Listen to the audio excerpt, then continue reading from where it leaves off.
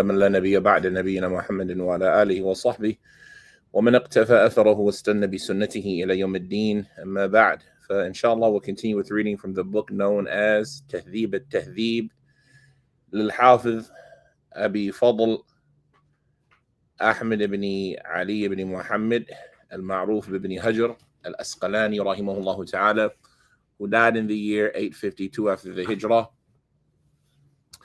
And we are in the biographies, this book being the biographies and the ranking of those individuals who are mentioned in Al-Kutub al-Sitta, or the 6 books of Hadith: Bukhari, Sahih Bukhari, Sahih Muslim, Sunan Abi Dawood, Jami' al-Tirmidhi, Sunan al-Nasa'i, and Sunan Ibn Majah, as well as any of the secondary books or other books that these authors wrote. It's a ranking and a ranking and a classification of the people in those works as it relates to praise and disparagement. And we are in the section of the book that deals with people named Ahmad. So far, everybody we've talked about has been one of the people in one of those 6 books or the secondary works whose name is Ahmad. And today we have in front of us one of the authors of those 6 books itself, or himself, and that is Ahmad ibn Su'ayb al-Nasa'i or al-Nisa'i. And so the author is going to give us a more detailed biography about this individual, longer than some of the other ones. And so we'll cover that today, inshallah. This is the biography of the individual known as An-Nasa'i, who wrote the book Sunan An-Nasa'i Al-Kubra was-Sughra. He wrote a major book and a smaller book, just as he wrote other books as well. And there are an abundance of books written by An-Nasa'i that the student of knowledge would be fortunate to collect. And so Ibn Hajar, rahimahullah ta'ala, he says, Ahmad ibn Su'ayb ibn Ali ibn Sinan ibn Bahr ibn Dinar, Abu Abd al-Rahman al-Nasa'i al-Qadi al-Hafiz, Sahibu Kitab al-Sunan.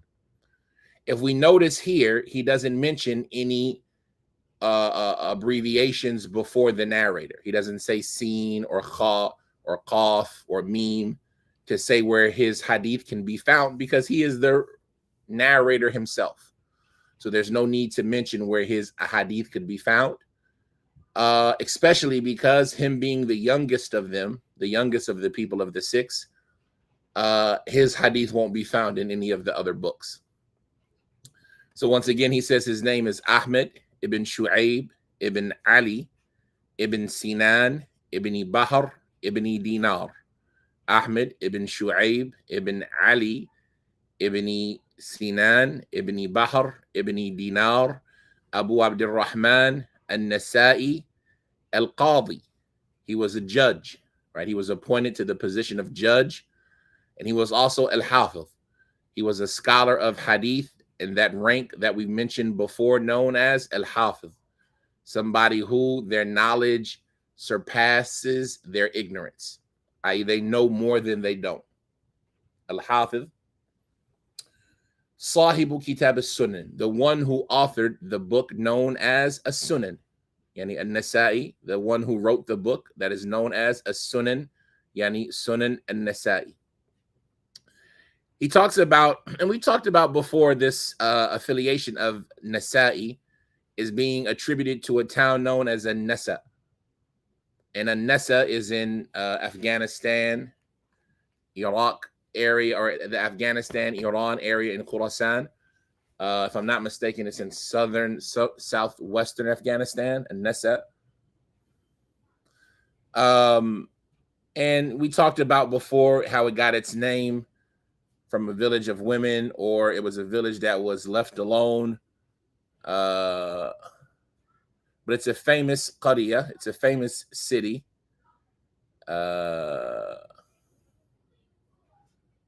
Nasa.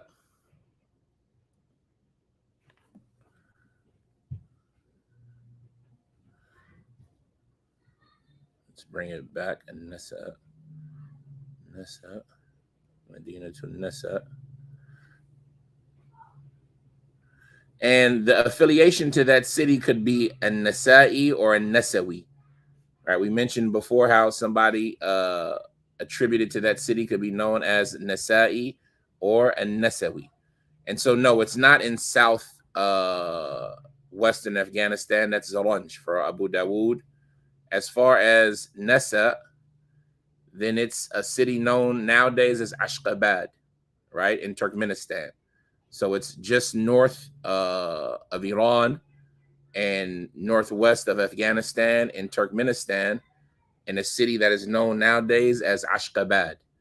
That's where the city of Nasa used to be located, in an area known as Ashgabat.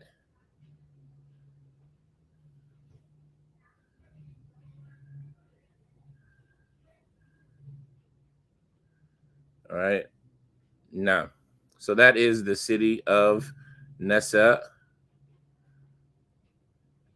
Ashgabat, they pronounce it in English in Turkmenistan. Ashgabat, Ashgabat in Turkmenistan, just north of Iran, a little bit northwest of Mashhad, Iran. So that's the area of An-Nasa. So that's his name, Ahmad ibn Su'ayb ibn Ali ibn Sinan ibn Bahr ibn Dinar Abu Abdul Rahman al-Qadi al-Hafiz صاحب السنن أو صاحب كتاب السنن. Ibn Hajar, he says, سمع من خلائق لا يحصون يأتي أكثرهم في هذا الكتاب وروى القراءة عن أحمد بن نصر النيسابوري وأبي شعيب السوسي.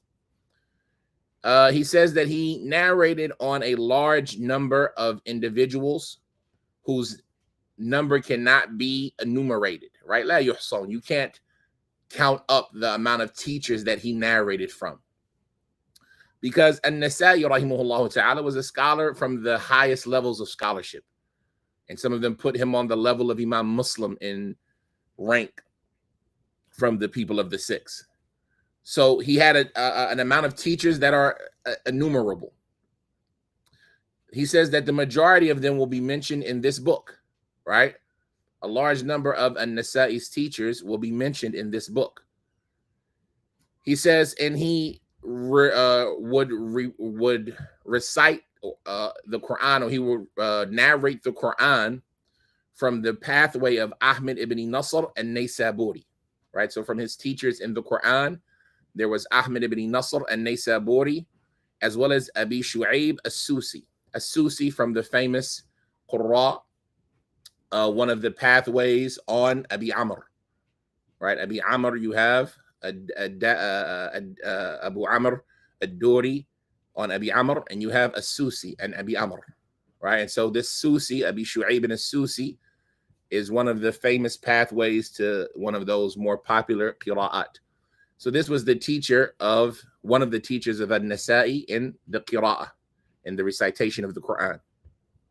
As far as his students, they say, Anhu ibnuhu Abdul Karim, wa Abu Bakr Ahmad ibn Muhammad ibn Ishaq ibn Sunni, wa Abu Ali al-Hasan ibn al-Khadr, or al-Hasan ibn Khadir al-Asyuti, والحسن بن رشيق العسكري وأبو القاسم حمزة بن محمد بن علي الكناني الحافظ وأبو الحسن محمد بن عبد الله بن زكريا بن حيوية ومحمد بن معاوية بن الأحمر ومحمد بن قاسم الأندلسي وعلي بن أبي جعفر الطحاوي وأبو بكر أحمد بن محمد بن المهندس. هؤلاء رواة كتاب السنن عنه. وأبو بشر الدلابي وهو من أقرانه، وأبو عوان في صحيحه، وأبو جعفر الطحاوي، وأبو بكر بن الحداد الفقيه، وأبو جعفر العقيلي، وأبو علي بن هارون، وأبو علي النيسابوري الحافظ، وأمم لا يحصون. Here he mentions his students. He says from his students there was his son Abdul Karim, as well as Abu Bakr Ahmed ibn Muhammad ibn Ishaq ibn as-Sunni. Ibn as-Sunni is a famous scholar who was from the students of An-Nasa'i, who wrote the book Amil al-Yawmi wal-Layla, right? One of the books written by him was Amal al-Yawmi wal-Layla, a famous book in hadith about the actions of the day and the night. As well as from his students was Abu Ali al-Hasan ibn al-Khadir al-Asyuti, right? As well as al-Hasan ibn Rashiq al-Askari, and Abu al-Qasim Hamza ibn Muhammad ibn Ali al-Kinani al-Hafiz, as well as Abu al-Hasan Muhammad ibn Abdullah ibn Zakaria ibn Hayyuya, as well as Muhammad ibn Muawiyah ibn al-Ahmar, and Muhammad ibn Qasim al-Andalusi, as well as Ali ibn Abi Ja'far al-Tahawi, as well as Abu Bakr Ahmad ibn Muhammad ibn al-Muhandis. And these people that have been mentioned, these are all people who reported or who narrated his sunan from him. So the book Sunan an-Nasa'i, these are all some of the different pathways that we have received that book. Those names that were just mentioned, those are all individuals who narrated the Sunan of an-Nasa'i. Also from his students, there was Abu Bishr ad-Dulabi. Abu Bishr ad-Dulabi, a famous scholar, and he was from his contemporaries as well as Abu Awana. Abu Awana has a book known as Al-Mustakhraj, where he used his own asanid to replicate the book of Imam Muslim. Abu Awana was from the students of Imam Muslim, and from a type of book that they would write as a book known as a Mustakhraj, where a student would replicate his teacher's book using his own pathways, using his own chains, his own asanid. And Abu Awana, from the students of Imam Muslim, is somebody who did that in a book known as Al-Mustakhraj. And from the people that he narrated on in Al-Mustakhraj was An-Nasa'i. Likewise, from his students, there was, so he says Abu Awana in his authentic book, because the Mustakhraj on Sahih Muslim is likewise authentic. He says also from his students, there was Abu Ja'far At-Tahawi. Abu Ja'far At-Tahawi, that famous Imam, Sahibul Aqidatul Mashhura, and the Ta'alif al-Mashhura fi Sunan. Abu Ja'far At-Tahawi, who wrote the Aqidatul Tahawiyya and who wrote other books in hadith that are well known and famous, was from the students of An-Nasa'i. Also from his students, there was Abu Bakr ibn al-Haddad al-Faqih, or al-Faqih. Abu Bakr ibn al-Haddad al-Faqih, and Abu Ja'far al-Uqayli. Al-Uqayli, if I'm not mistaken, that's Sahibu al-Du'afa. Al-Uqayli, and I always get him and Ibn Adi mixed up. But Abu Ja'far al-Uqayli is the one who wrote the book of Du'afa, and he was from the students of An-Nasa'i. As far as Ibn Adi, then he was the one who wrote Al-Kamil fi Du'afa. But Abu Ja'far al-Uqayli, another famous scholar of hadith. Likewise, from An-Nasa'i students, there was Abu Ali ibn Harun. And likewise, from his students, there was Abu Ali al-Naysaburi al-Hafiz. And likewise, there was a large number of people who are innumerable, meaning An-Nasa'i had a large amount of students. So that's just a brief amount about his teachers and some of his students. Ibn Adi, that individual we just mentioned in another book, Al-Kamil fi Du'afa, right? Ibn Adi was a famous scholar of hadith. He said, سمعت منصورا الفقيه وأحمد بن محمد بن سلامة الطحاوي يقولان أبو عبد الرحمن إمام من أئمة المسلمين. Ibn Adi, he said, I heard Mansuran al-Faqih, as well as Ahmad ibn Muhammad ibn Salama al-Tahawi. I heard the both of them saying, Abu Abdul Rahman, yani an-Nasa'i, is an imam from the imams of the Muslims, right? During his time period, there was no rival for an-Nasa'i, right? An-Nasa'i being the youngest of the people of the six, dying in the 300s. He's a generation or a gap behind Bukhari and Muslim and the rest. And so during his time, there was nobody who rivaled him. An-Nasa'i, and here you have Mansur and al-Faqih, as well as Ahmad ibn Muhammad ibn Salam al-Tahawi, the both of them saying Abu Abdul Rahman was an imam from the imams of the Muslims, right? وقال محمد بن سعد الباوردي ذكرت النسائي لقاسم المطرس فقال هو إمام أو يستحق أن يكون إماما. And Ibn Adi, he also said, I'm sorry, well, Muhammad ibn Sa'd al-Bawardi, he said, I mentioned an-Nasa'i to Qasim al-Mutarriz. And so he said about him, he is an imam, or he deserves to be considered as an imam, right? When we talk about the likes of Abu Hanifa, Malik, Shafi'i, Ahmed, right, Bukhari, an-Nasa'i is right there in that ranking. Right? He deserves to be from the imams of the Muslims. They say, وقال أبو علي النيسابوري سألت النسائي وكان من أئمة المسلمين ما تقول في بقية؟ وقال في موضع آخر أو في موضع آخر أخبرنا النسائي الإمام في الحديث بلا مدافعة. وقال في موضع آخر رأيت من أئمة الحديث أربعة في وطني وأسفاري اثنان بنيسابور اثنان بنيسابور محمد بن إسحاق وإبراهيم بن أبي طالب والنسائي بمصر وعبدان بالأهواز. Abu Ali al-Naysaburi, he said, I asked an-Nasa'i, and he was from the imams of the Muslims, what is your opinion about Baqiyah? Right, Baqiyah ibn Walid, a famous narrator who had some, real bad tadlis with him. So he was asking an-Nasa'i, what is your opinion? And but the point of reference is, he said, and he was an imam from the Muslims. He said, I asked him, what is your opinion about, or what do you say about Baqiyah? And he said in another location, yani Abu Ali al-Naysaburi, al-Hafiz, Abu Ali al-Hafiz, a famous scholar of hadith. He said in another location, an-Nasa'i informed us, and he was an imam in hadith without competition. And he said in another location, I saw the leaders or the imams of hadith to be four from my country and in my travels. Two of them were from Naysabur, right? Abu Ali and Naysabur. He's saying the imams of hadith that I've come across, whether locally in Naysabur, which was a center of hadith at that time, or in my travels, here and there throughout the Muslim land, I saw the imams of hadith to be four people. Two of them were in my town in Naysabur, and they were Muhammad ibn Ishaq wa Ibrahim ibn Abi Talib. These were the two that were from Naysabur. And then you had an-Nasa'i, who was in Egypt, because an-Nasa'i, he ended up taking up residency in Egypt. And you had Abdan bil Ahwaz. And Abdan was in a city known as Al-Ahwaz, which is in Iran. So this is the statement of Abu Ali al-Naysaburi regarding an-Nasa'i, that he was from the imams of the people of hadith.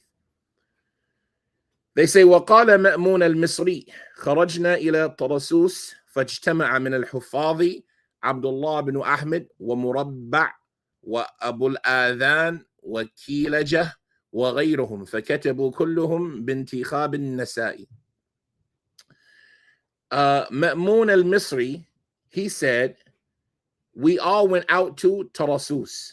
And Tarasus is like the front lines, the Muslim borderlands that was between Sham, the Levant, and Turkey, or Antakya, or Anadolu, right? That area between Turkey and Sham, there was a city there known as Tarasus by Antioch, close to Helb, right? In this area from the land of the Romans.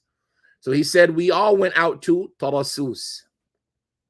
And so the scholars of hadith amongst us gathered together. From them was Abdullah ibn Ahmed, as well as Murabba', as well as Abu al-Adhan, as well as Kilajah, and other than them. And so they all wrote, selecting from the hadith of Nasa'i. Right? You have these major scholars of hadith writing down hadith, but choosing Nasa'i's version and Nasa'i's reporting of the hadith. That shows you the level of respect and scholarship that he enjoyed amongst the people during his time. نعم. They say وقال أبو الحسين بن المظفر سمعت مشايخنا بمصر يعترفون لأبي عبد الرحمن النسائي بالتقدم والإمامة ويصفون من اجتهاده في العبادة بالليل والنهار ومواظبته على الحج والجهاد وإقامته السنن المأثورة واحترازه عن مجالس السلطان وأن ذلك لم يزل دأبه إلى أن استشهد.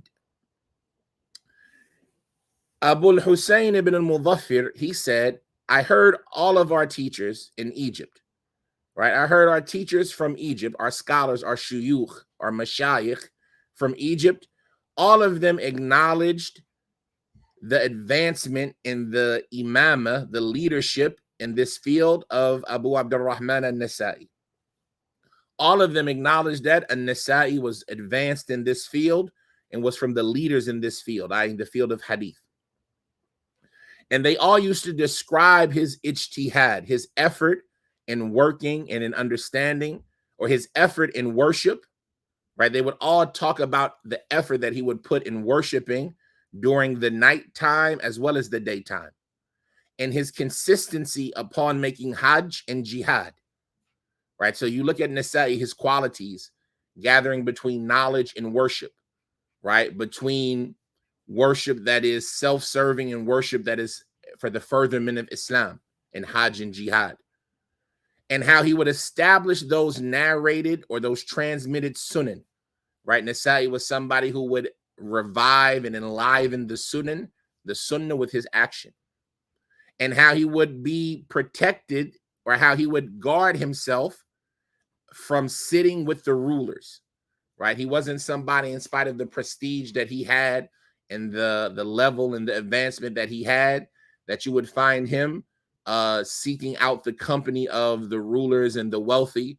No, he was busy with his knowledge and his worship. And they say that this was his character until he died as a martyr. Until he died as a martyr. Al-Hakim al-Naysaburi, right? Al-Hakim Abu Abdullah, they say, قال الحاكم سمعت علي بن عمر الحافظ غير مرة يقول أبو عبد الرحمن مقدم على كل من يذكر بهذا العلم من أهل عصري. Al-Hakim, he said that I heard Ali ibn Umar al-Hafiz more than once saying that Abu Abdurrahman is more advanced than everyone who was mentioned regarding this science, regarding this field of knowledge during his time period. Abu Abdurrahman al-Nasa'i is more advanced than anyone who was mentioned as it relates to the field of hadith in his time period. He's the most knowledgeable person in his time period. وقال مرة سمعت علي بن عمر يقول النسائي أفقه مشايخ مصر في عصره وأعرفهم بالصحيح والسقيم وأعلمهم بالرجال فلما بلغ هذا المبلغ حسدوه فخرج إلى رملة فسئل عن فضائل معاوية فأمسك عنه فضربوه في الجامع فقال أخرجوني إلى مكة فأخرجوه وهو عليل وتوفي مقتولا شهيدا.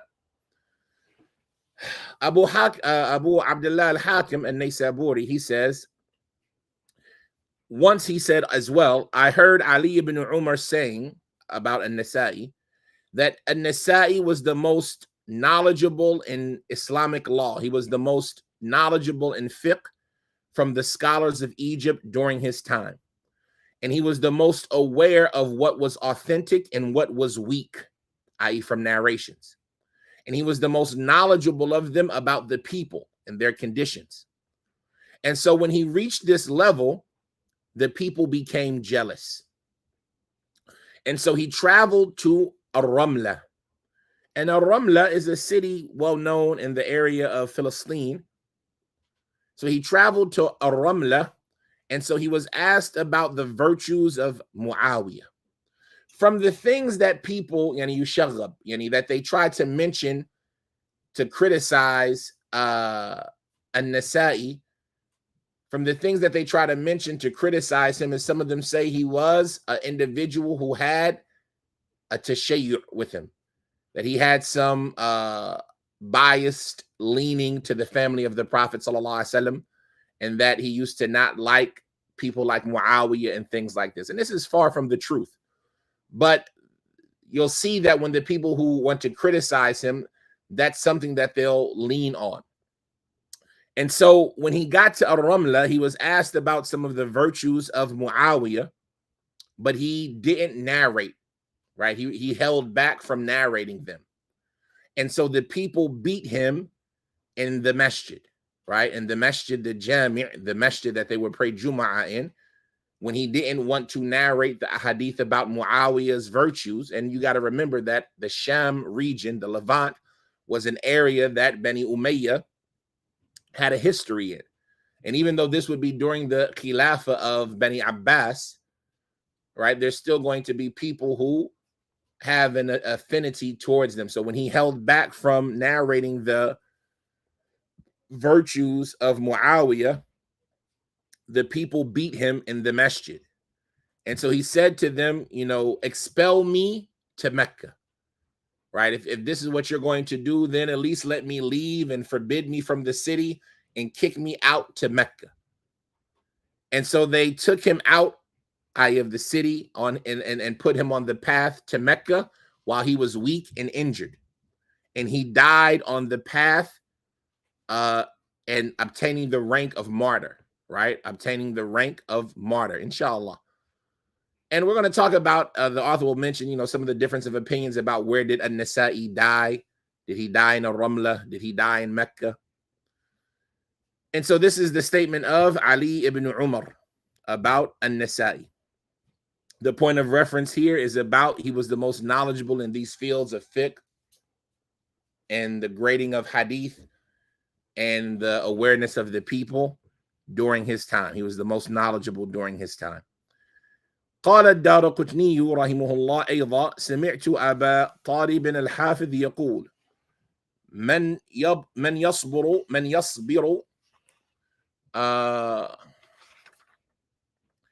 يصبر على ما يصبر عليه أبو عبد الرحمن كان عنده حديث ابن لهيعة ترجمة فما حدث بها وكان لا يرى أن يحدث بحديث ابن لهيعة. سبحان الله. Ad-Daraqutni, he said, I heard Abu Talib al-Hafiz. I heard the Hafiz, known as Abu Talib, saying, who can be as patient as An-Nasa'i was? Who can be as patient as An-Nasa'i was? Indeed, he had the hadith of Ibn Lahi'a. Abdullah ibn Lahi'a was a famous scholar of hadith from Egypt, who was from the most notable and righteous scholars of Egypt. And it's mentioned, but his awareness was one that was contained in his books. His knowledge was in his books and not necessarily in his memory. And there's no criticism in that. But what happened was they mentioned that his wife, in a fit of jealousy, burnt his library down. Wa'yadhu billah. They say that his wife, Abdullah bin Lahi'a, she burnt his library down. And because his memory wasn't that strong, when he would try to narrate thereafter, he would fall into a lot of mistakes. And because the line of delineation to know who narrated on him before he got mixed up and who narrated on him after he got mixed up is so unclear, the scholars have, kind of just deemed him to be inauthentic in narration, just because we don't know, is this something that he narrated from before his library burnt or after? And some of them make some exceptions about, if Abdullah bin Wahab or, one of the other two Abdullahs narrate from him. These were from people who narrated on him before his library burnt, to the end of it. But the point that Abu Talib is making here, he is saying that Abu Abdurrahman al-Nasa'i, he had the hadith of Ibn Lahiyah. And one thing you'll notice about the people of hadith is that when they have a hadith with a chain, especially a high chain, especially a hadith that other people want, it's hard to not narrate it, right? Anybody who's ever written a khutbah before or something, they might experience that, right? There might be a perfect hadith that makes your point, but it's weak. It has some weakness. And it's not like the weakness is severe. It's not like it's fabricated or, extremely weak. It just has a little bit of weakness in it. And that's something that when narrating with the chain, there's no criticism in it. Man astara faqad abra. Right? Whoever mentions their chain in hadith, and there's no criticism. And the hadith of Ibn Lahiyah can be written down. Right? Ibn Lahiyah was a righteous person. And he was a scholar of hadith. It's just that after his library burnt, it was hard for us to figure out, did they narrate before or after? Right? Ibn Lahiyah being from the Tahdheeb At-Tahdheeb. And so when you have this kind of hadith, it's hard to not narrate it. And so Abu Talib is saying, who could show as much patience as was shown by Abu Abdurrahman? He had the hadith of Ibn Lahiyah, chain by chain, meaning tarjamatan tarjama, right? He had the hadith of Ibn Lahiyah from this path and from that path, and all of the different versions of the hadith, he had them, right? And so he could have narrated some from those who might have been individuals who narrated before him becoming mixed up, right? He had every biography narrating from Ibn Lahiyah, but he never narrated a hadith of Ibn Lahiyah. He didn't used to narrate the hadith of Ibn Lahiyah. He wouldn't narrate them. And he used to not consider the hadith of Ibn Lahiyah. He used to not deem it okay to narrate the hadith of Ibn Lahiyah. He would not see it something suitable to do. And that takes patience as a person of hadith to not, use some of your weaker narrations when, there's no criticism in it, right? But this is how much pride and how much concern he had in himself to not narrate such a narration. نعم, he says, وقال الدارقطني كان أبو بكر بن الحداد الفقي كثير الحديث ولم يحدث عن أحد غير أبي عبد الرحمن النسائي فقط وقال رضيت به حجة بيني وبين الله تعالى. الله أكبر. الدارقطني, he says that Abu Bakr ibn al-Haddad al-Faqih, or al-Faqih, right, one of the Nasa'i students, Ad-Daraqutni, he says that Abu Bakr ibn al-Haddad al-Faqih was somebody who had a numerous amount of hadith, right? He narrated a lot of hadith, but he would only narrate, right? He learned a lot of hadith, but he would only narrate hadith from no one other than Abi Abdurrahman al-Nasa'i. The only time when he would teach a hadith, he would only teach it from the pathway of an-Nasa'i. So imagine he has 100, 200 other teachers that he learned from.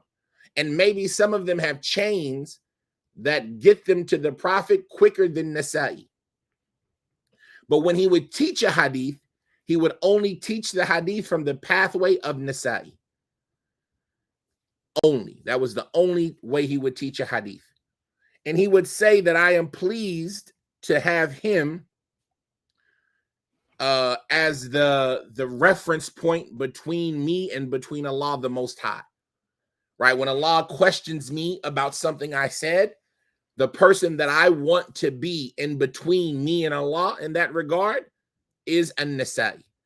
When Allah asks me about why did you say that the Prophet said this, I want to say because Nasa'i said so, right? That's how I feel comfortable and confident when I answer to Allah for the things that I'm saying. And so that just shows you how much he valued his teacher, an-Nasa'i.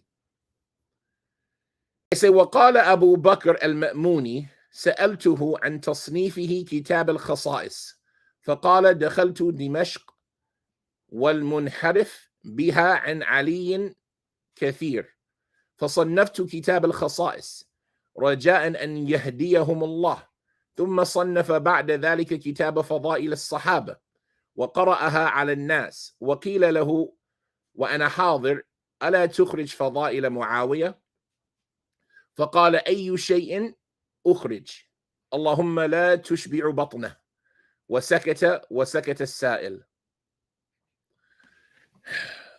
Here, like we mentioned, some of the people, when they want to try to criticize an-Nasa'i, they attempt to make him seem as if he was somebody who was afflicted with Shi'ism. But an-Nasa'i was free from that tuhma. He was free from that accusation. He was not any Shi'i in his aqidah or in his belief. And this is in spite of the fact that the early Shia, right, not all of them were the way that we think of Shia today.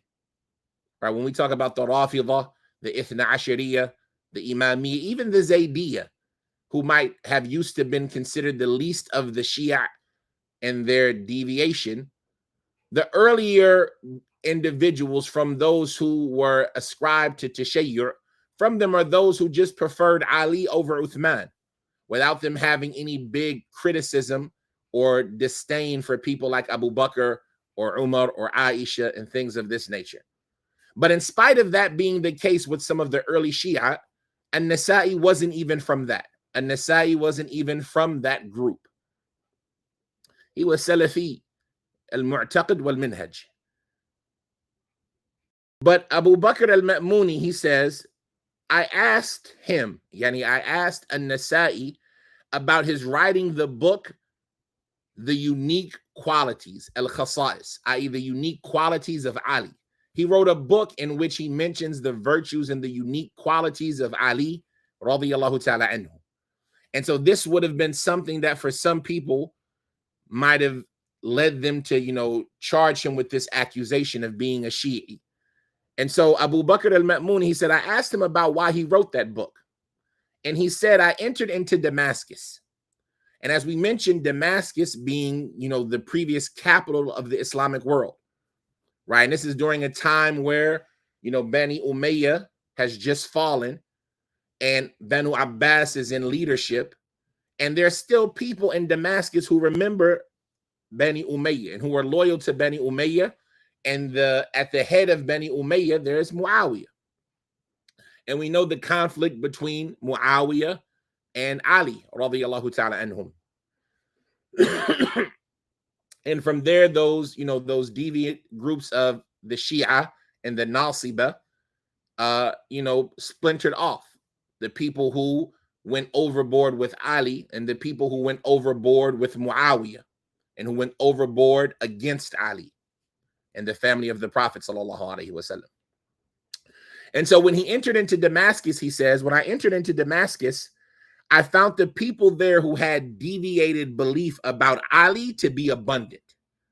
When I got into this area of Damascus, I found that a lot of people there had deviated beliefs about Ali.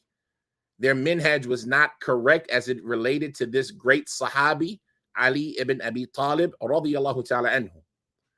He said, and so I wrote the book, The Unique Qualities, al-Khasa'is, the unique qualities of Ali, with the hopes that maybe Allah would guide those people, right? He wrote that book not because he had some exaggerated belief about the preference of Ali over other than him from the Sahaba, like Abu Bakr, Umar, and Uthman, or, because he felt loyalty to him against Aisha, but instead that Allah might guide the deviated beliefs of these people. He said, so I wrote that book about the unique qualities of Ali with the hope that Allah might guide them. And then after that, he wrote a book known as The Virtues of the Sahaba, just in general, to show that the love that we have for Ali is shared with the love that we have for all of the Sahaba. So just like I wrote a book specifying Ali, another book that he wrote was The Virtues of all of the Sahaba, right? And then he read that book to the people, right? When the people started complaining and having problems and started accusing him of Tashayyur or Shi'ism, he wrote another book about the virtues of all of the Sahaba, clarifying his position and his love and his support and affiliation to them. And so he read that book upon the people, And, that was something that satisfied a lot of them. But as we know, there are always people of fitna and troublemakers. And so it was said to him, and this is Abu Bakr al-Ma'muni narrating this story. He says, it was said to him, and I was present, why don't you make a volume specifically about the virtues of Muawiyah? Why don't you make a book specifically about the virtues of Muawiyah? And so he said, and what would I write? And here is where somebody might get the assumption that, okay, this is Nasa'i criticizing Muawiyah. And there are a lot of statements that scholars make, explaining this. From it, you can understand that maybe he doesn't find enough of the virtues of Muawiyah to fill a volume. And so he's saying, what would I write in that regard? There's not enough of the virtues of Muawiyah to fill such a volume, i.e., things that the Prophet ﷺ specifically said praising Muawiyah, right? And whether that's true or false, or whether there's other things that you could add to the virtues of Muawiyah, this could be one understanding of the statement of Nasa'i.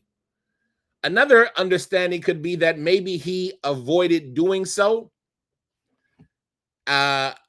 with sensing the potential political repercussions, right? Because the caliphate at this time is not in Bani Umayyah.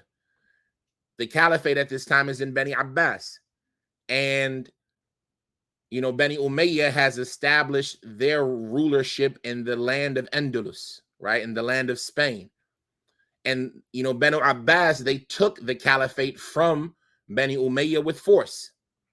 And so maybe writing something specifically about the virtues of Muawiyah could be seen as disruptive, or could be seen as, a potential means of riling up people against the rulership. And so that might be potentially one of the reasons why he refrained from doing so. Because Abu Bakr al-Ma'muni, he said that Nasa'i said, and what could I write? Oh Allah, don't fill his stomach.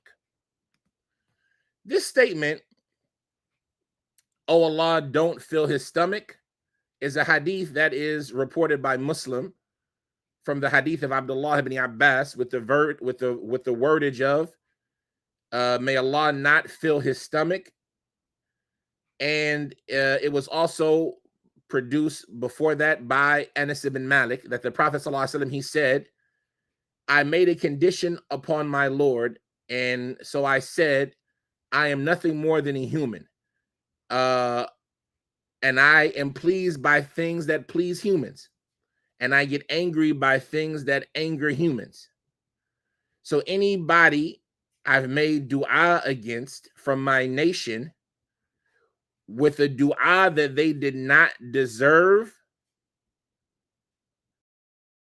that I make it bida'watin laysa laha bi ahl, that Allah make it a purification for them and a means of purity for them and a means of growing closer to Allah for them until the day of judgment. وإنما أخرج الإمام مسلم حديث ابن عباس عقب حديث أنس للدلالة على أن في قول النبي, meaning that the Prophet ﷺ, this hadith in Muslim from Ibn Abbas, it's where the Prophet made dua against Muawiyah. May Allah not fill his stomach. And this is, this could be seen as a bad dua. And so, and Nasa'i is saying, what kind of virtues could I write about Muawiyah? Could I write this in the book about him? May Allah not fill his stomach, right? That's not suitable that I even write in such a fashion about that person. Even though Muawiyah had a lot of good qualities, this could be another reason why a Nasa'i would have refrained from narrating this hadith or narrating a book specifically about the virtues of Muawiyah, to not include some of the things that could be used by the enemies of Muawiyah against him, right? Because this is a hadith that's authentic in Muslim. But they mentioned in the footnote that even Muslim, when he reported this hadith of Ibn Abbas, he reported before that hadith, the hadith of Anas. And the hadith of Anas is, anybody that I made a dua against them that they didn't deserve, the Prophet ﷺ made a dua that Allah make that a means of purity and purification and a closeness to Allah for them. And then he mentioned this hadith of Muawiyah to indicate, i.e. Muslim, to indicate that this was a dua against Muawiyah that potentially he did not deserve, according to the statement of the Prophet ﷺ, and to show that Muawiyah, there's no tahdheeb, there's no blame on him or criticism or ill talking about him. But this is what An-Nasa'i said. Should I write a book of virtues of Muawiyah and have in it as well? May Allah not fill his belly. And so he was quiet after that. And the questioner, the one who requested that he write a book specific about Muawiyah, was quiet as well. And so these are some of the things that you could say about why An-Nasa'i would have gotten this accusation, and also why An-Nasa'i might have not have written about Muawiyah specifically, right? And it could be to protect Muawiyah from, people using narrations that they didn't understand completely against him, to talk bad about him, especially in that political climate. Or it could be to protect himself from some of the political repercussions, or it could be because he didn't see enough of the narrations to fill a volume. Whatever the case may be, it should be known that An-Nasa'i was from the people of the Sunnah, and it is obvious in that regard. There is no critique against Nasa'i and no validity to this accusation of being a Shi'i. Anyway, they go on to say, وَقَالَ النَّسَائِي يُشْبِهُ أَنْ يَكُونَ مَوْلِدِي فِي سِنَةِ 15 و200 لأن رحلتي الأولى إلى قتيبة كان في سنة 30 أقمت عنده سنة وشهرين. An-Nasa'i, he says, it seems that I was born in the year 215. This is the statement of An-Nasa'i. It seems that I was born in the year 215 because my first trip to Qutayba, yani Qutayba ibn Sa'id, Qutayba ibn Sa'id ibn Jamil ibn Taraf Abu Raja al-Baghlani, who died in the year 240. Qutayba ibn Sa'id, Abu Raja, from the famous Imams. And a benefit, one of our teachers, may Allah preserve him, Sheikh Muhammad bin Hisham al-Tahiri, hafidhahullah, I remember him narrating to us in Sahih al-Bukhari and making the condition upon us that we had to memorize the nasab of Qutayba, or he would not teach us after that, because Qutayba ibn Sa'id was from the land of him. He was from the same land of Baghlan. And so that was just something that makes that person's biography stick out.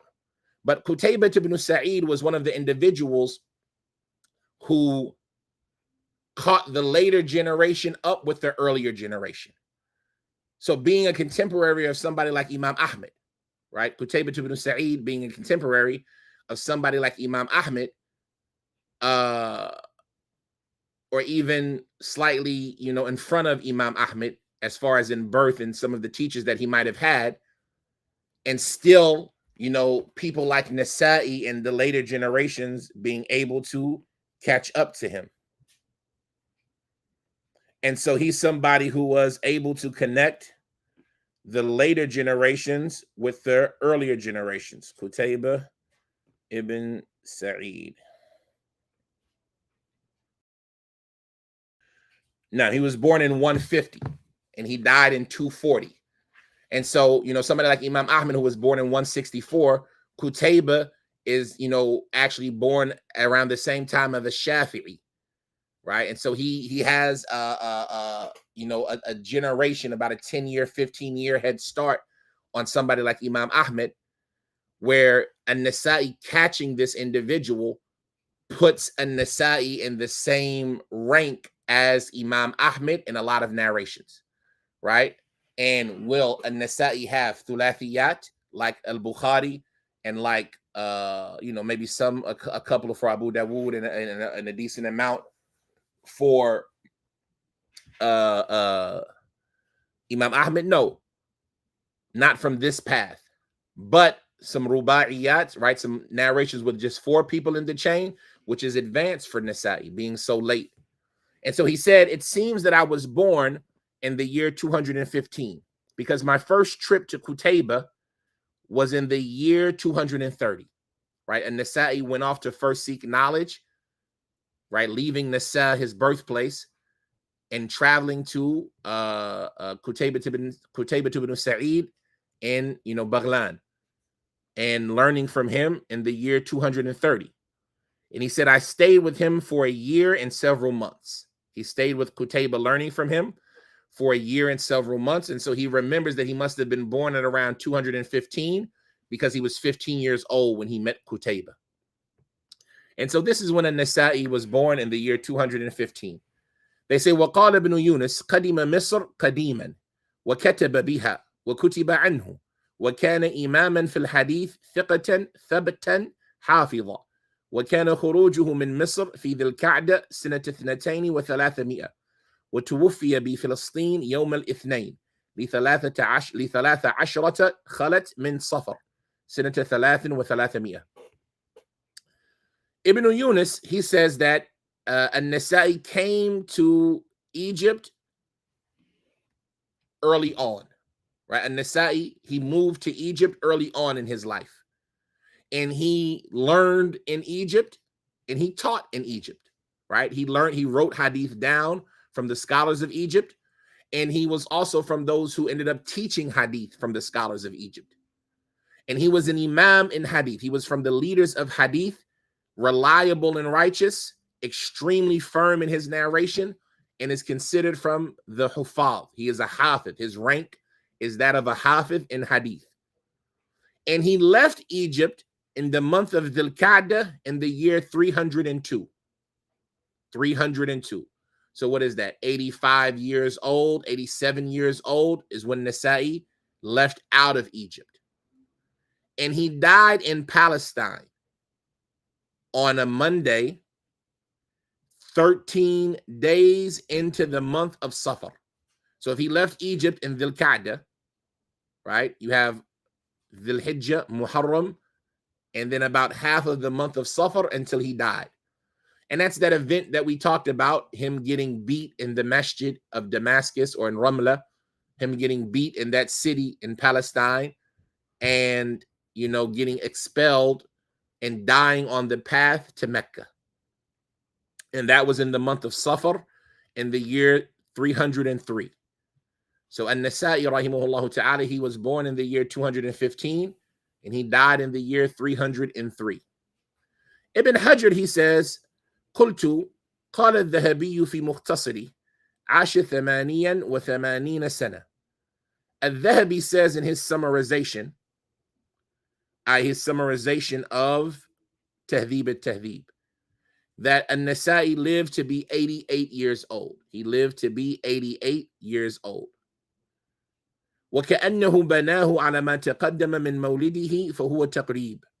Ibn Hajar, he says, but this seems that it's more so built upon him doing the math of what he mentioned about his birth, and it's an approximation, right? Was Nasa'i born in Muharram or the first 12 days of Safar? Not necessarily. So with Dhahabi saying he lived to be 88 years old, this is just an approximation. Him doing the math, okay, 215 to 303, that's 88 years, like that. And that's the end of the biography of Nasa'i. He doesn't go too much more into it after that. We will mention here, there's another person who was Ahmad ibn Abi Su'ayb. Ahmad ibn Abi Su'ayb. Not Ahmad ibn Su'ayb ibn Sinan. Ahmad ibn Su'ayb ibn Ali ibn Sinan ibn Bahr ibn Dinar. That's An-Nasa'i, Abu Abdul Rahman. But there's another person in Kutub al-Sittah who was known as Ahmad ibn Abi Su'ayb. And he in reality is Ahmad ibn Abdullah al-Harrani. And Ibn Hajar says we're going to mention him later, right? So Ahmad ibn Abi Su'ayb, and you don't want to get the two of them confused. His real name was Ahmad ibn Abdullah al-Harrani, and he will be mentioned later. And like this, we finished the biographies of those people in Kutub al-Sittah who are known as Ahmad ibn Su'ayb. And it's only the one. An-Nasa'i, rahimahullah ta'ala, the Imam, Ahmad ibn Su'ayb ibn Ali ibn Sinan ibn Bahr ibn Dinar Abu Abdul Rahman القاضي الحافظ صاحب كتاب السنن الإمام. نعم. وبهذا نكتفي إن شاء الله اليوم. هذا وصلى الله وسلم وبارك على عبده ورسوله نبينا محمد وعلى آله وصحبه وسلم. What did they choose a Nasa'i explanation over others? I'm assuming saying, why did they choose a Nasa'i explanation over others? And I'm assuming you mean, why did they choose the Sunan of An-Nasa'i to be part of the 6 books over other books? And there's no disagreement about the Sunan of Nasa'i being one of the 6, right? And as I mentioned, some of them say that the Sunan of An-Nasa'i is on a similar level to the Sahih of Imam Muslim, right? That's how valuable they consider his book. Some of them equate it with Sahih Muslim. And even though Sahih Muslim is a step ahead, right? There's an argument to be made about, well, what about the weak narrations in the Sunan of Nasa'i? That he only brought them to show you they were weak. And that the things that he was intending that you use in the book were all authentic. And the condition of a Nasa'i was an extreme condition. What does Al-Iraqi say? When Nasa'i,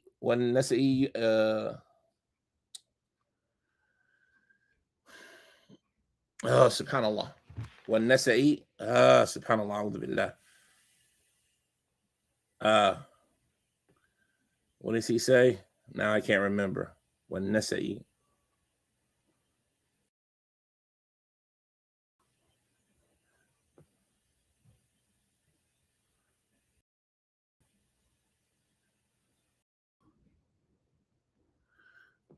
Okay. Where is it at? When Nasa'i, I'm missing a word. I need the word. Where is it at? Al-Fiyat al-Iraqi.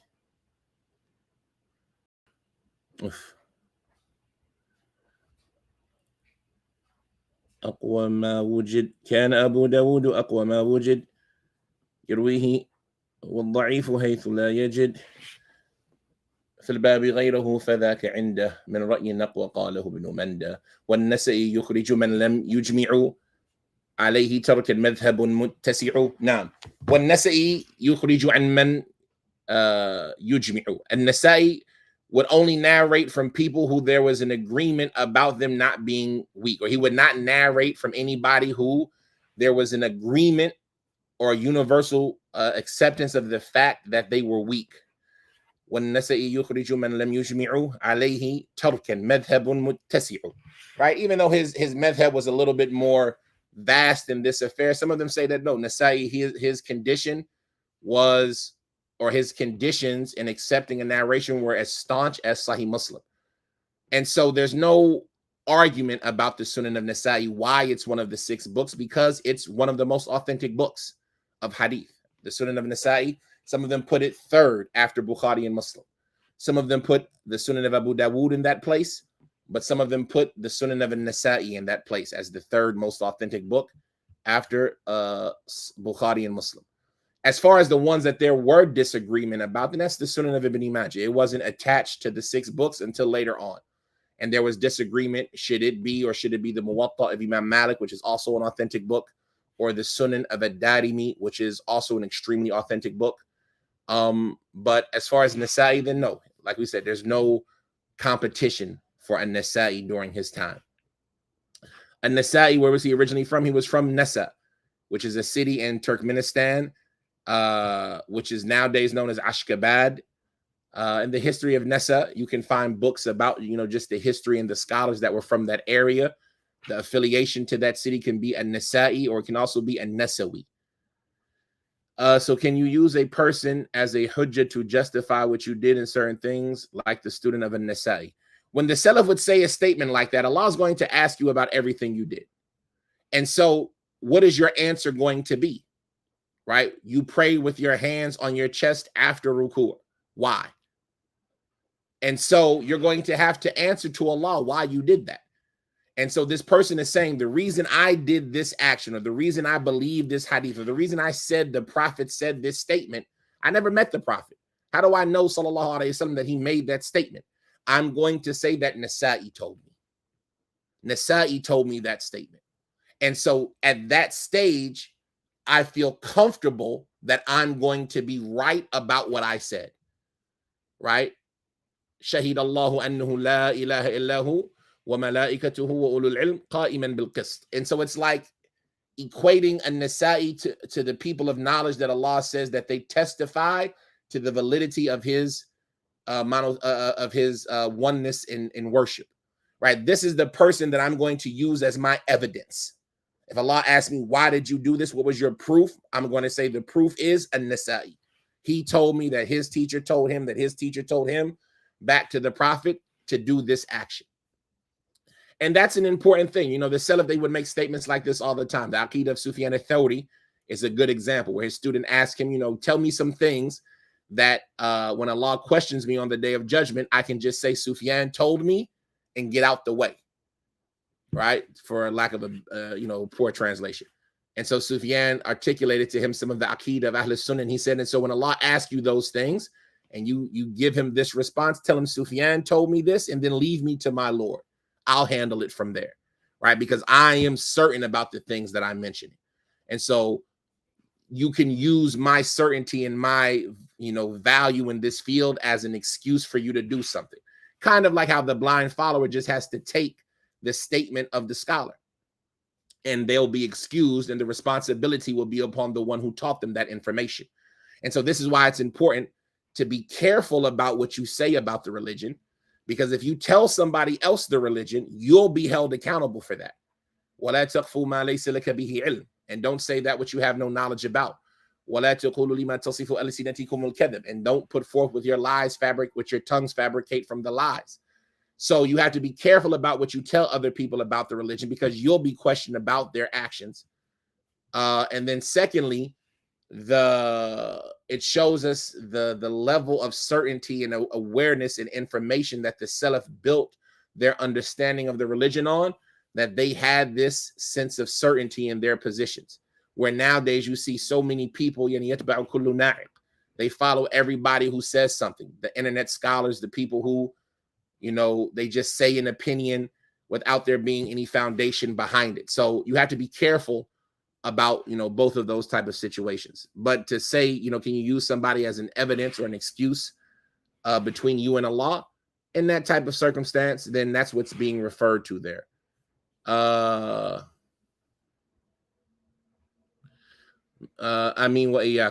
We do classes. There's no really set schedule. I try to do it before it gets too late.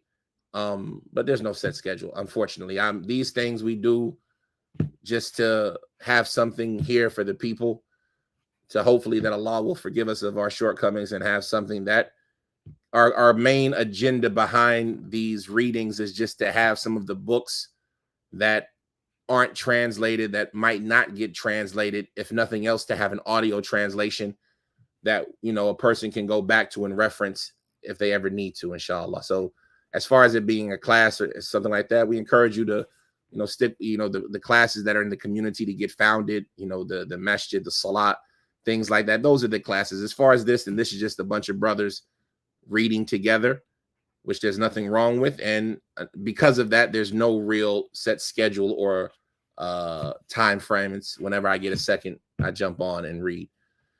What was extremism on both sides with Ali and Muawiyah? There were two groups, the Shia, and the Shia originate from an innovator known as Abdullah bin Saba, who misled people by claiming a love and a support of Ali ibn Abi Talib. And the fitna started with the death of Uthman. And so when Uthman died, and the fitna that ensued after that, Muawiyah being a close relative of Uthman, and the fitna causers seeking shelter behind Ali, and Ali being responsible for the entirety of the Muslim world, having to make difficult decisions at that time, and the people who wanted retribution for the death of Uthman from the other Sahaba, and the misunderstandings that ensued from that, and then the fitna that was introduced by people like Abdullah bin Saba, that caused a group of people to claim extreme positions about Ali, and they were known as the Shia. And from there, that faction of the Shia broke off after the death of Uthman. Before that, there were no Shia. And Ali himself ended up fighting against them and executing a lot of them in different circumstances. And then, but that group had existed. And then after the death of Ali, radiallahu ta'ala anhu, in the hands of the Khawarij, which shows you the two wickedness of both of those groups, the Shia and the Khawarij, and their long history together, which they still, enjoy today, right? The Shia and the Khawarij, they still enjoy this shared relationship and history to this day. So don't be fooled by either one of those groups, right? Those groups like the Ikhwan, the groups like Iran, like Hamas and things like this, Hezbollah, like that relationship, it still exists to this day between the Shia and the Khawarij. The point is that after Ali died, radiallahu ta'ala anhu, his son Hassan took leadership, and then 6 months Hassan descended from leadership and submitted it over to Muawiyah.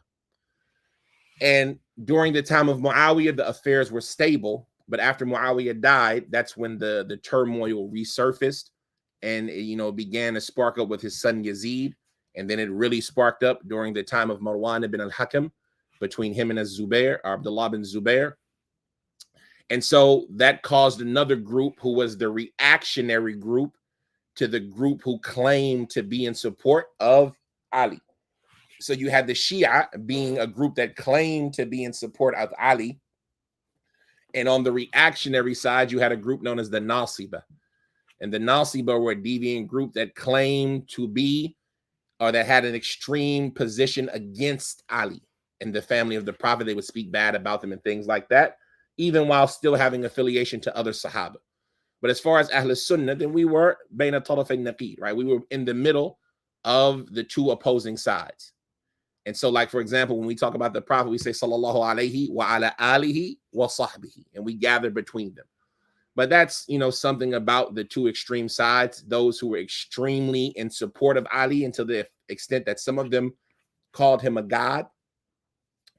And then those who were extreme in their opposition to Ali, to where you found from them were those who murdered him and thought murdering him was an act of righteousness, right? Wa ya'dhu billah. Is it the time, in these times, any plans for all of the imams to actually talk about the real problem we are all facing? The problem we're all facing at all times is establishing Tawheed. Shaghil nafsaka bihadha. Busy yourself with this, right? How unfortunate is it that a Muslim preoccupies himself with things that he has no need to preoccupy himself with, when the thing that he will be asked in his grave, the most important thing, they're so ignorant about. And I don't want to hear anybody saying, well, how long do we have to learn about Tawheed? How much Tawheed do we have to know? When you find so many people committing shirk and are unknowing of it, falling into kufr and unknowing of it, committing innovation and unknowing of it. And you see it in the communities and in the people and in the children. So don't bother with the statement of, when are we going to talk about the problems that we're really facing? The problems that we're really facing is the Muslims implementing Tawheed and implementing the Sunnah the way it deserves to be implemented. So take that and focus on that. And don't busy us with your distractions and attempts to mislead us away from that which will bring us paradise. Because the first obligation is worship Allah alone without any partners. And if you do that obligation, as Allah Azza wa Jal, He said, يَعْبُدُونَنِي لَا يُشْرِكُونَ بِي شَيْئًا, when they worship me and they don't give me any partners. This was what Allah said after He mentioned establishing the caliphate. This is what He said after mentioning changing the fear to safety. This is what Allah said after mentioning establish the religion. When will that happen? يَعْبُدُونَنِي لَا يُشْرِكُونَ بِي شَيْئًا, when they worship me and they don't give me any partners. So when we do this, then we can talk about the other things.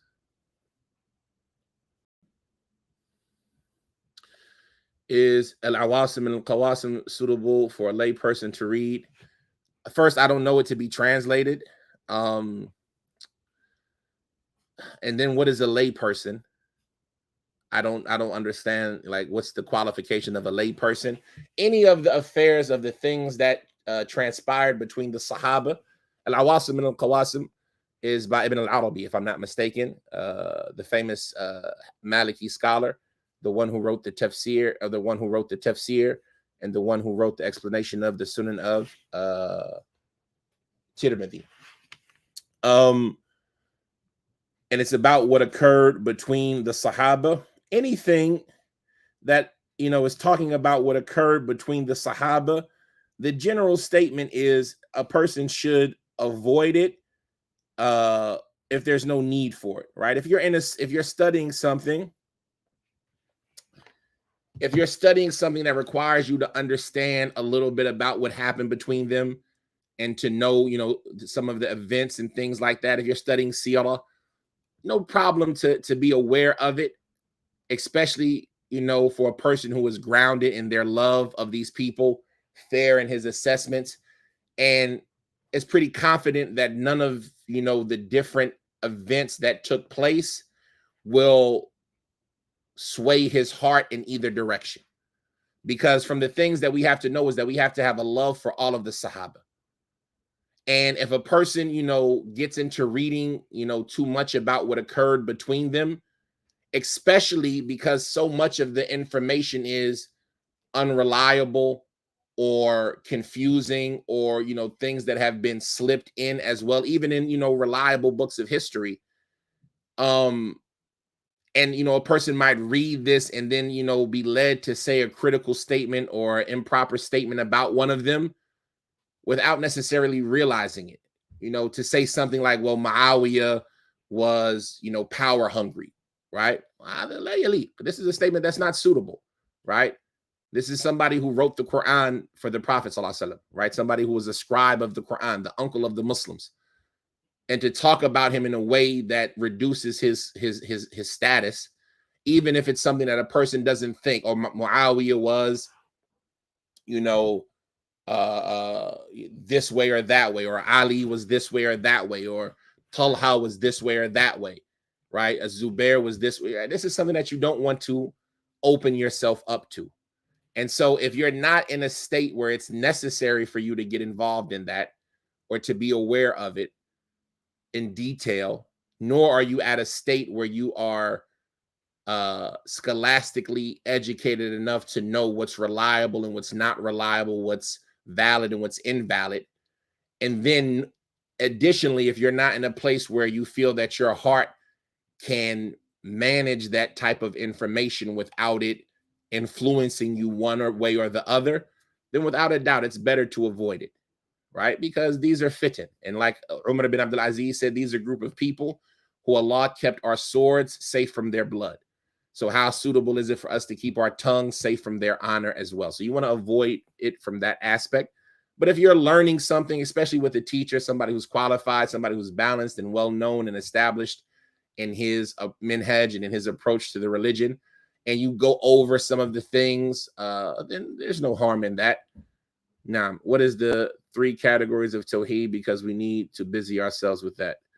Without a doubt, that's a great question. The first type of Tawheed is what is known as Tawheed al-Rububiyyah, the Tawheed of Allah and his lordship. And that, in a nutshell, and you know, the explanations of this can go on, you know, for days, is to establish that Allah is the only creator. He is the only one who produced the things that exist. And he is the only owner of these things. And so all of these things belong to him and are subject to him. And he is the only sustainer and governor of these things, the one who determines how these things function, and the provider, the one who gives life and death and sustenance. And when you understand this aspect of Tawheed, then that necessitates the second aspect of Tawheed, which is the most important aspect of Tawheed, that you worship Allah alone, which is known as Tawheed al-Ibadah or Tawheed al-Uluhiyyah, where you direct all acts of worship to Allah alone without any partners. And why would you give him a partner when he alone created you and is in charge of you and responsible for you and provides for you? And partnerships are only done out of weakness. and Allah has no deficiency. He is not uninformed about how to do, nor is he incapable of doing, nor is he too busy to do. So why would he need a partner in his worship if he doesn't need a partner in his actions? So him being entitled to the worship is because of what he does and who he is. And because of who he is, the third aspect of Tawheed is to understand who he is in detail. And this is Tawheed al-Asma wa Sifat, the knowledge of who Allah is by way of his names and his qualities, and what that represents and what that explains to us about the nature of Allah, because that's the first obligation, that we know him. I'lam annahu la ilaha illallah wastaghfir li dhanbik. Have knowledge that there's no deity worthy of worship except Allah, and seek forgiveness for your sins. So these are, in a nutshell, the three categories of Tawheed, and there are tons of books written about this. We could suggest, for example, Thalathat al-Usul. We could suggest, for example, Al-Aqidat al-Wasitiyya, or any of the books that, focus on this topic. هذا وصلى الله وسلم وبارك على عبده ورسوله نبينا محمد وعلى آله وصحبه وسلم وسبحانك اللهم وبحمدك أشهد أن لا إله إلا أنت أستغفرك وأتوب إليك. Pardon me for the long-windedness, and may Allah reward you on your patience with us. Wassalamu alaikum wa rahmatullahi wa barakatuh.